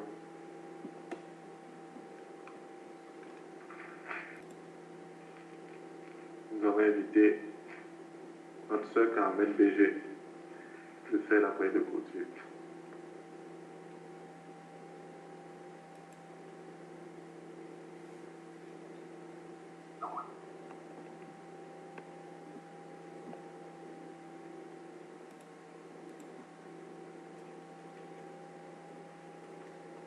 Ok. Si la sœur Carmen n'est pas là. Père, nous te rendons grâce, nous te bénissons. Nous te disons merci pour ta grâce de ce soir. Merci de nous souffler encore ce soir. Merci de nous combler de toute grâce et de toute bénédiction ce soir. Que la gloire et l'honneur te reviennent pour les siècles des siècles. Nous te recommandons le reste du temps. Merci de nous garder près de toi. Seigneur, laisse que cette parole que nous avons écoutée de toi ce soir, Père, que nous la serrons dans nos cœurs. Père, que le malin ne vienne point nous voler cette parole, que le malin ne vienne déformer cette parole en nous. Père, que le doute ne s'installe point en nous. Mais que cette parole produise des fruits dignes de repentance en nous. Que cette parole nous garde à marcher, Seigneur, dans la lumière avec toi, dans le nom puissant de Jésus. Père, cette nuit en tes mains, le reste de la journée de demain, et notre prière de demain encore en tes mains. Garde tous tes enfants, Père, en tes mains, tous nos frères et sœurs qui n'ont pas pu se confronter en ce soir. Toi seul, c'est pourquoi, Père, suffis-les, comble-les, pourvoir leurs besoins. Toutes les familles représentées ici en tes mains, que la gloire te revienne. Au nom puissant de Jésus, nous avons prié. Amen. Amen. Excuse-moi, frère Gauthier, mon téléphone était verrouillé, il fallait que je déverrouille pour activer le micro, c'est pour ça. j'ai pas envie de parler. Désolée. Ok, pas de problème. La prochaine fois, tu vas prier. De rien. Eh bien, nous sommes arrivés à la fin. Maintenant, le frère, voilà, le frère, je vais laisser la parole au frère Frélin. Au frère Frélin, que par rapport au cours,